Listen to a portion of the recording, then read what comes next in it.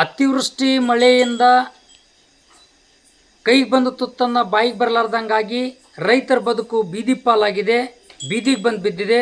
ಸಾಲದ ಮಡುವಿನಲ್ಲಿ ಒದ್ದಾಡಿ ಬೇಸತ್ತು ಸರ್ಕಾರ ಪರಿಹಾರ ಕೊಡಲಾರದ ಕಾರಣಕ್ಕಾಗಿ ಮತ್ತು ಸರ್ಕಾರ ಇನ್ಸೂರೆನ್ಸ್ ಕೊಡಲಾರದ ಕಾರಣಕ್ಕಾಗಿ ಸಾಲ ಮನ್ನಾ ಮಾಡಲಾರ್ದಕ್ಕಾಗಿ ಮುಂದೆ ನಾನು ಸಾಲದ ಇರೋದರಿಂದ ಹೊಲ ಸ್ವಚ್ಛ ಮಾಡಿ ಬಿತ್ತನೆ ಹೆಂಗೆ ಮಾಡಬೇಕು ಅಂತಕ್ಕಂಥ ಚಿಂತಾಜನಕ್ಕಾಗಿ ಬೇಸತ್ತು ಮತ್ತೊಬ್ಬ ರೈತನ ಇವತ್ತು ಸಾಲದ ಬಾಧೆ ತಾಳದೆ ಆತ್ಮಹತ್ಯೆಯನ್ನು ಮಾಡಿಕೊಂಡಿದ್ದಾನೆ. ಅದು ಕಲಬುರಗಿ ತಾಲೂಕಿನ ಬಸವಪಟ್ಟಣ ಗ್ರಾಮದ ಮರೆಪ್ಪನನ್ನು ರೈತನನ್ನು ಬಲಿ ಪಡೆದಿರ್ತಕ್ಕಂಥ ಸರ್ಕಾರಗಳು.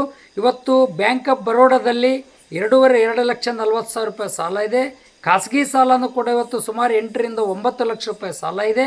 ಹೀಗಾಗಿರೋದ್ರಿಂದ ರೈತರು ಆತ್ಮಹತ್ಯೆ ತಡೆಗಟ್ಟೋದಕ್ಕೆ ಸಂಬಂಧಪಟ್ಟಂಗೆ ಯಾವ ಸರ್ಕಾರಗಳು ಕೂಡ ಮಧ್ಯಪ್ರವೇಶ ಮಾಡ್ತಾಯಿಲ್ಲ, ರೈತರ ನೆರವಿಗೆ ಧಾವಿಸ್ತಾ ಇಲ್ಲ, ರೈತರ ನೆರವಿಗೆ ಬರ್ತಾ ಇಲ್ಲ. ಹೀಗಾಗಿರೋದ್ರಿಂದ ರೈತರ ಆತ್ಮಹತ್ಯೆ ತಡೆಗಟ್ಟೋದಕ್ಕೆ ಏನು ಬೇಕೋ ಅದ್ರ ಬಗ್ಗೆ ಇವತ್ತು ಸರ್ಕಾರನ ಸಾಲ ಋಣಮುಕ್ತ ಕಾಯ್ದೆಯನ್ನು ಜಾರಿಗೆ ತರೋದಕ್ಕೆ ಸಂಬಂಧಪಟ್ಟಂದರಲ್ಲಿ ಚಿಂತನೆ ನಡೆಸಬೇಕು. ಹಿಂಗಾರು ಬಿತ್ತನೆಗೆ ಸಂಬಂಧಪಟ್ಟಂಗೆ ಬೀಜ ಕೊಡಬೇಕು. ಇವತ್ತು ಹಸಿ ಬರಗಾಲ ಘೋಷಣೆ ಮಾಡೋದರಲ್ಲಿ ಮೀನಾಮೇಷ ಅನಿಸ್ತಕ್ಕಂಥ ನೀತಿಯನ್ನು ಕೈ ಬಿಡಬೇಕು. ಇವತ್ತು ಬೆಳೆ ಸಮೀಕ್ಷೆ ಮಾಡಿ ಬೆಳೆ ಪರಿಹಾರ ಕೊಡ್ತೀವಿ ಅಂತಕ್ಕಂಥ ಮಾತನ್ನು ಹೇಳಿದ್ದಾರೆ. ಬೆಳೆ ಸಮೀಕ್ಷೆ ಮಾಡೋಕ್ಕೆ ಸ್ವಾಮಿ ಇವತ್ತು ಏನೂ ಉಳಿದಿಲ್ಲ. ಕಲಬುರಗಿ ಜಿಲ್ಲೆಯಲ್ಲಿ ತೊಗರಿಯ ನಾಡಿನಲ್ಲಿ ದಾಣಿ ಬೆಳಿಲಾರದಂಥ ಪರಿಸ್ಥಿತಿ ನಿರ್ಮಾಣ ಆಗಿದೆ.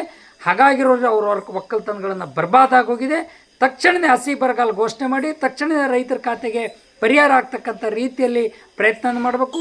ರಾಷ್ಟ್ರೀಯ ವಿಪತ್ತು ಪರಿಹಾರ ಕೊಡಬೇಕು, ಹಸಿ ಬರಗಾಲ ಘೋಷಣೆ ಮಾಡಬೇಕು, ಪ್ರತಿ ಎಕರೆಗೆ 25,000 ರೂಪಾಯಿ ಪರಿಹಾರ ಕೊಡಬೇಕು, ಹಿಂಗಾರು ಬಿತ್ತನೆಗೆ ಉಚಿತವಾಗಿ ಬೀಜ ಗೊಬ್ಬರವನ್ನು ವಿತರಣೆ ಮಾಡಬೇಕು ಅನ್ನೋಂಥ ಮಾತನ್ನು ಇವತ್ತು ನಾವು ಕರ್ನಾಟಕ ಪ್ರಾಂತ ರೈತ ಸಂಘನ ಆಗ್ರಹ ಮಾಡ್ತಿದೆ.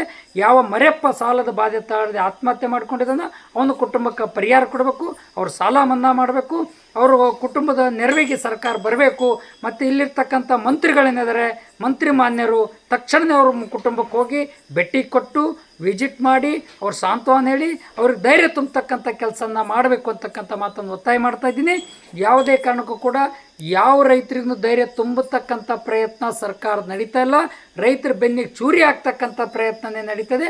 ಇದನ್ನು ಖಂಡಿತ ಕರ್ನಾಟಕ ಪ್ರಾಂತ ರೈತ ಸಂಘ ಖಂಡಿಸ್ತದಂತಕ್ಕಂಥ ಮಾತನ್ನು ಈ ಸಂದರ್ಭದಲ್ಲಿ ಬಯಸ್ತೀನಿ. ಇವತ್ತು ಮರೆಪ್ಪನ ಕುಟುಂಬಕ್ಕೆ ಸರ್ಕಾರ ಧಾವಿಸಲಿ ಅಂತಕ್ಕಂಥ ಮಾತನ್ನು ನಾನು ಆಗ್ರಹನ ಮಾಡ್ತಾ ಇದ್ದೀನಿ.